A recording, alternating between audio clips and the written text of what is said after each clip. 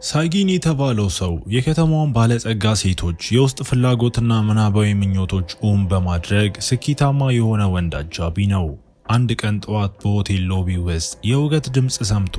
የቅርብ ጓደኛውና የሥራ ባልደረባው ካዶ ከአንድ ሴት ጋር ሲከራከር ያገኘዋል። ሴትየዋ ካዶ ያለ አንዳች ምክንያት የብልግና ንግግሮችን እንደተናገራትና ካርዱን እንደሰጣት ትናገራለች። የሆቴሉ ሰራተኛ የጥበቃ ክፍል ሲጠራ ሳይጊን ሴትየዋን ለብቻዋን ወስዶ እጮኛው ገና ስለተለየችው ነውና እባክሽ ይቅር በይው ብሎ በመለመንም ሁኔታውን አረጋጋው። በልብስ መቀየሪያ ክፍል ውስጥ ሳይጊን ለጓደኛው በዚህ የሥራ ዘርፍ ውስጥ ሴቶቹ ራሳቸው እስኪቀርቧቸው መጠበቅ እንዳለባቸው ሲያስታውሰው ካዶ ግን ለአንተ ደንበኛ ስለማታጣና ሁሌም ስራ ስለሚኖር ይህን ለማለት ይቀልሃል ብሎ መልሶለት ከዚያም ሳይጊን በጓደኛው አካል ላይ ያለውን ጠባሳ ያይና ያ ጉዳት የደረሰበትን አሳዛኝ አጋጣሚ ለአፍታ አስታውሶት የጓደኛውን መንፈስ ለማደስም ከሻወር በኋላ ቶክሲዶ እንደሚገዙ ይነግረዋል። በአንድ ውድ የአዲስ ዓመት ድግስ ላይ ሳይጊን በከተማዋ ስላሉ ባለጸጋ ሴቶች አስቀድሞ ጥናት እንደሚያደርግ በሚያሳይ መልኩ ለካዶ ሊሆኑ የሚችሉ ደንበኞችን እየጠቆመው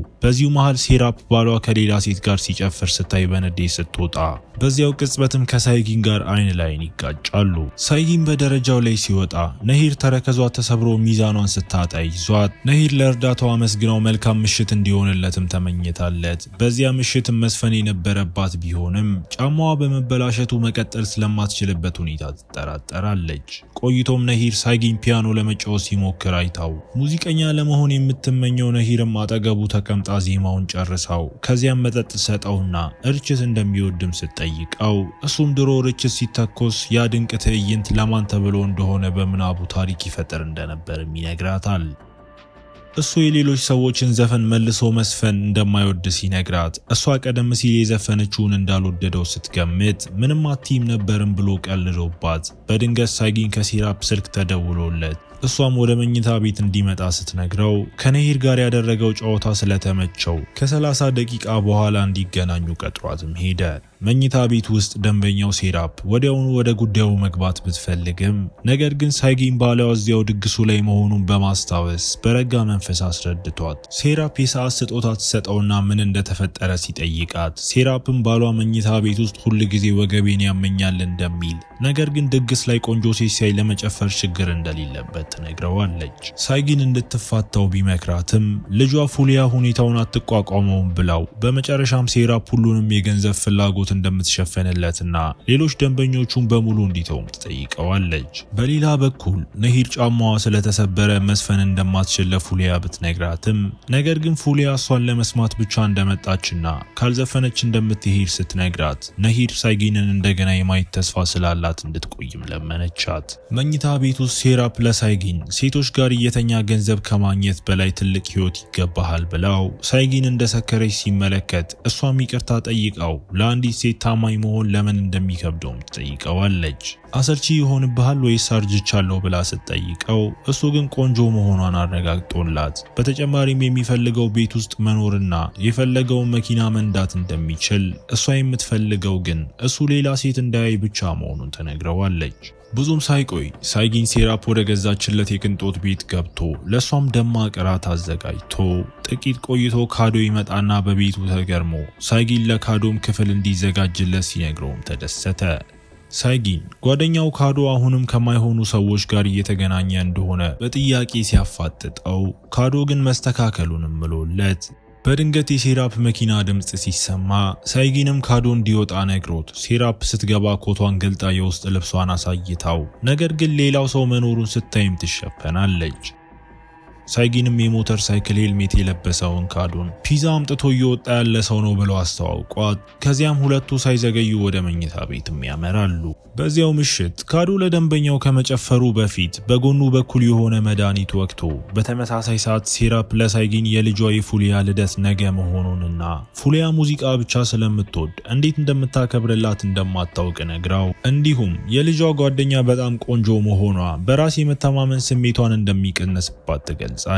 ሳይጊንም የፉሊያን በራስ መተማመን ለመጨመር ሲል ጨዋና የተከበረ ነው ከሚለው ጓደኛው ካዶ ጋር በአጋጣሚ እንዲገናኙ ለማድረግም ሀሳብ ያቀርባል። በልደት ድግሱ ላይ ሳይጊን ካዶ እንዴት ደንበኛዋን ማማለል እንዳለበትም መመሪያ ሰጥቶት በኋላም ሳይጊን ነሂርን ሲያያት እሷም በአዲስ ዓመት ድግሱ ላይ ቀጥሯት ስላላገኛትም ደስ እንዳላላትም ነግራው ሳይጊን አስቸኳይ ጉዳይ እንደገጠመው ገልጾ ይቅርታ ጠይቋት ካዶ ራሱን ለሴቶቹ ሲያስተዋውቅ ሳይጊን በዚያ ጊዜ ነሂር የደንበኛው ልጅ ጓደኛ መሆኗን ተረድቶ ወዲያውኑ ካዶን ጠርቶ ስራውን እንዲያቆም ቢነግረውም ነገር ግን የሰከረው ካዶ ዝምተኛዋን ፉሊያን ማማለል እንደሚችል ነገረው። ነሂር የሁለቱን ንግግር ስታስተውል ሳይጊን ስለ ጓደኛው ባህሪ ይቅርታም ጠየቃት። ሳይጊን ነሂር መድረክ ላይ ስትዘፍን እያያት እያለ ከሴራፕ ስልክ ተደውሎለት እሱ ከባሩ ሲወጣ ነሂር ዘፈኗን ያልወደደው መስሏትም አዝና ወደ ውጪ ተከትላው ትወጣና ሌላ ዘፈን መዝፈን እንደምትችል ስትነግረው እሱ ግን ደክሞኛል በማለት እንደገና ሊያየት እንደማይፈልግ ፍንጭ ሰጥቷት ከመሄዱ በፊትም በእኔ ላይ የሚጠሉ ብዙ ነገሮች አሉ ብሏት ሐዘኑን ለመርሳትም ሌላ ባር ሄዶ ሲጠጣ ይታያል። ከሰዓታት በኋላ ወደ ድግሱ ተመልሶ ለነሂር እውነቱን ለመንገር አስቦ ነገር ግን ቃላት ሲጠፉት ነሂር ተናዳ ወጥታ ውጪ ላይ በጣም ስለሰከረች ኮቱን አበላሽታው ሳይጊንም ወደ ቤቱ ወስዶ ተንከባክቧት ነሂር ሶፋ ላይ ተኝታ እያለ አብሯት እንዲቆይ ጠይቃው በደብተሯ ላይ ምናባዊ ርችቶች ብላ ስትጽፍ ይመለከታታል። በማግስቱ ጠዋት ሴራፕ ሳይጊን ከነሂር አጠገብ ተኝቶ ስታይም አይቶ ድንገት ሲነቃ ግን ህልም እንደነበር ተረድቶ ካዶ መጥቶ ነሂርን በዝናብ ውስጥ ወደ አውቶቡስ ተራ እንድትሄድ በመፍቀዱ ሲወቅሰው ሳይጊን በመኪና ተከትሏት ቢሄድም እሷ ግን ለጥያቄዎቿ መልስ እስካላገኘች ድረስ መኪናው ውስጥ አልገባም ብላው ሚስት ወይም የሴት ጓደኛ አለህ ብላ ስትጠይቀው እሱም የለኝም ብሏት በመጨረሻም መኪናው ውስጥ ገብታ ምን እንደሚፈልግ ስትጠይቀው እሱ ግን መልስ ከመስጠት ይልቅ ፊልም ማየት ትፈልግ እንደሆነ ጠየቃት። በዚያ ምሽት ነሂርን ቤት አድርሶ ሲመለስ ሴራፕ ስትደውል እሱ ግን አያነሳም። በዚህ መሃል ካዶ ከአንድ ጥንዶች ጋር ያልተለመደ ግንኙነት ውስጥ ገብቶ ሳይጊን ቤት ሲመለስ ሴራፕ ስልኳን ለምን እንዳላነሳ ብትጠይቀውም እሱ ግን መልስ ሳይሰጣት ሴራፕም ልጇ ድግሱ ላይ በጣም እንደተደሰተች ነግራው እንደ ምስጋናም ሞተር ሳይክል ወይም ለእረፍት መንሸራሸር ይፈልግ እንደሆን ብትጠይቀውም ይህን ግን ምንም እንደማይፈልግና እረፍት ብቻ እንደሚሻም ነግሯት ሴራፕ የካዶን ክፍያ ሰጥታው ከፉሊያ ጋር ዳግም እንዳይገናኝ እንዲነግረው ማዛው ትሄዳለች። ካዶ ሲመጣ ከጥንዶቹ ጋር የነበረው ቆይታ እንደሰለቸው ገልጾ ሳይጊን የማይፈልገውን ነገር ማድረግ እንደሌለበት ቢያስታውሰውም ካዶ ግን እንደ ሳይጊን ተወዳጅ ስላልሆነ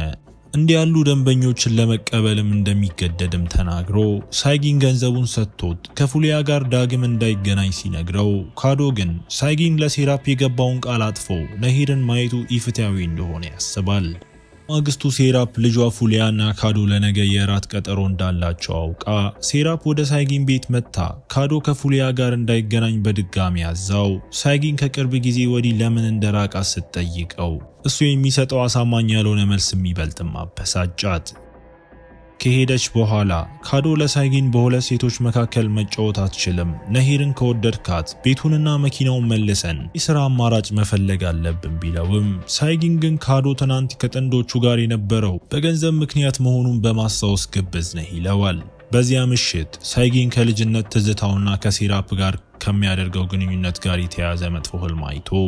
በድንገት ከነሂር ስልክ ተደውሎለት በዶርማ ውስጥ እሳት መነሳቱን ስትነግረው ሳይጊን ወዲያውኑ ሄዶ አቅፏት ሰዓቱ ስለመሸ ቤቱ እንድታርፍም ወስዷት እዚያም እናቱ በእሳት አደጋ እንደሞተችበትና እሱ ትምህርት ቤት ስለነበር ጓደኛው ካዶ ሊያድናት ሲሞክርም እንደተቃጠለ ነግሯት ሶፋ ላይ አብረው አድረው እሱም ወደ ትምህርት ቤቷ ከሸኛት በኋላ ነሂር ሳይጊንን ጉንጩ ላይ ስማው ትሰናበተዋለች። ሳይጊን ለሴራፕ ስለ ግንኙነታቸው ሊነግራት ሲደውል ሆስፒታል መሆኗን ነግራው ሐኪሞች የማህፀን በር ካንሰር ሳይኖርባት እንደማይቀር እንደጠረጠሩ ስትገልጽለት ሳይጊንም ተጨማሪ ምርመራ እስክታደርግ አብሯት ቆይቶ በዚህ መሃል ነሂር ብትደውልም አያነሳም። በዚያ ምሽት ሳይጊን ሴራፕ ልብሷን እንድትለብስ ረድቷት እሷም ምን ሊያወራት እንደፈለገ ብትጠይቀውም አስፈላጊ እንዳልሆነ ነገራት። ካዶ ከፉሊያ መልእክት ቢደርሰውም የገባውን ቃል ላለማጠፍ ወደ ክለብ ሄዶ እዚያም ጭንብል ካደረገች ሴት ጋር እየጨፈረ አደንዛዥ ተወግቶ በድንገት ራሱን ስቶ መጸዳጃ ቤት ውስጥም ወደቀ።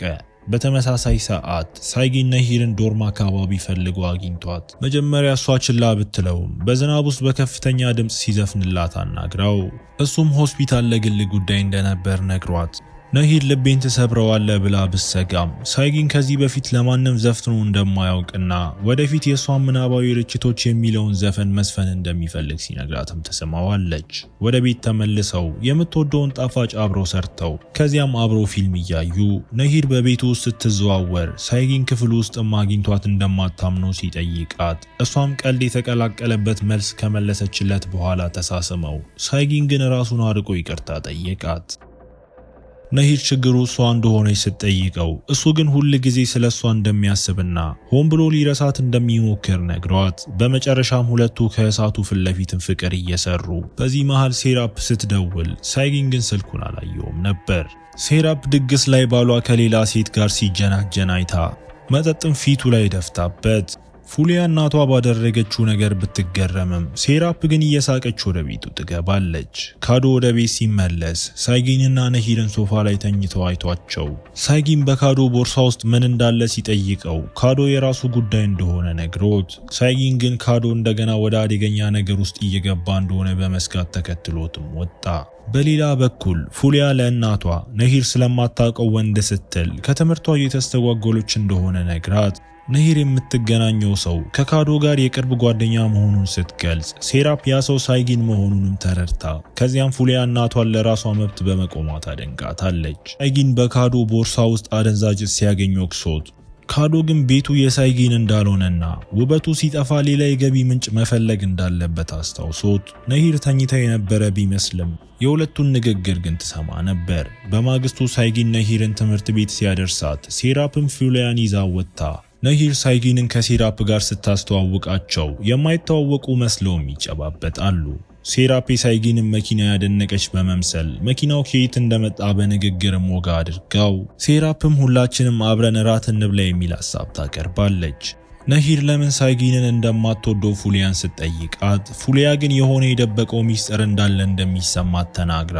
ነሂርም ካዶ ሳይጊንን ቤቱ የራሱ እንዳልሆነ ሲናገር እንደሰማችና ሌላ ሴት ልትኖር እንደምትችል ትጠረጥራለች። በኋላም ሳይጊን ለሴራፕ ቤቱን እንደሚለቅ ሲነግራት ሴራፕ እናትና ልጅን በአንድ ላይ በማታለሉ ስትወቅሰው እሱም የልጁ ጓደኛ እንደነበረች እንዳላወቀ ተናግሮ ነሂርን እንደወደዳት ስትረዳም በቅናት ተውጣ ሳይጊን ነሂር እውነቱን እንዳታውቅ እየለመናትም ሴራፕም ተደውሎላት ተናዳ ወደ ክሊኒክም ልትሄድ ተዘጋጅታ ከመሄዷ በፊትም ሳይጊን ለመጨረሻ እንዲያቅፋት ጠይቃው ነሂር በዚህ መሃል መታ የሳይጊን መኪና እዚያ በመሆኑ ግራ ተጋብተው ወደ ውስጥ ስትገባ ሁለቱም በመኝታ ቤት ውስጥ ተቃቅፈው አግኝታቸው ሌላኛዋ ሴት የጓደኛዋ እናት መሆኗን ተረድታም ሴራፕ ያላቸውን ግንኙነት አቁመው አሁን ለመሰናበቻ እንደተቃቀፉ በመናገር ሁኔታውን ልታስረዳት ብትሞክርም ነሂር ግን ሳይጊን ሸ መሆኑን ተረድታ በሐዘን ትወጣለች። ካዶ ከባሏ ጀርባ ከደንበኛው ጋር ተኝቶ እያለ ባሏ ደርሶባቸው በደረሰው ግጭት ካዶ ተደባድቦ ወጥቶም በማግስቱ ሳይጊን የካዶን አስክሬንና ባዶ መድኃኒት አግኝቶ ካዶ ከመጠን በላይ መድኃኒት ወስዶ መሞቱንም ይረዳል። ልቡ የተሰበረው ሰው ጓደኛውን ከቀበረ በኋላ በንዴት መኪናውን ሲሰባብር ነሂርም በመቃብሩ ቦታ ሳይጊንን በሐዘን ስታየው ቆይታ ትሄዳለች። ከ3 ዓመታት በኋላ ሳይጊን ያንን ስራ ትቶ የራሱን ምግብ ቤት ከፍቶ ነሂርና ቡድኗም እዚያ ምግብ ቤት መተውም ድምጹን አስተውላ ዞር ብላ ሁለቱ ከተገናኙ በኋላ እሱም ሂሳብ በኔ ነው ብሏት ነሂር ለመጀመሪያ ጊዜ ኮንሰርቷ ግብዣ የሰጠችው ሲሆን እሷም የሰውን ዘፈን ሳይሆን የራሷን ዘፈን ስለምትዘፈን እንዳያሳስበው ነግራው እሱ ቢገኝላት ምን ያህል ደስተኛ እንደምትሆንም ገልጻ የኮንሰርቱን ስም ምናባዊ ርችቶች ብላ እንደሰየመችው አይቶ ተደስቶም ሳይጊንም እዚያ እንደሚገኝ ቃል ገብቶላት በፈገግታ ሲለያዩም እያሳየን ፊልሙ እዚህ ጋር ይጠናቀቃል። እስከ መጨረሻው አብራችሁኝ ስለነበራችሁ አመሰግናለሁ። በቀጣይ ቪዲዮ እስክንገናኝ መልካም ጊዜ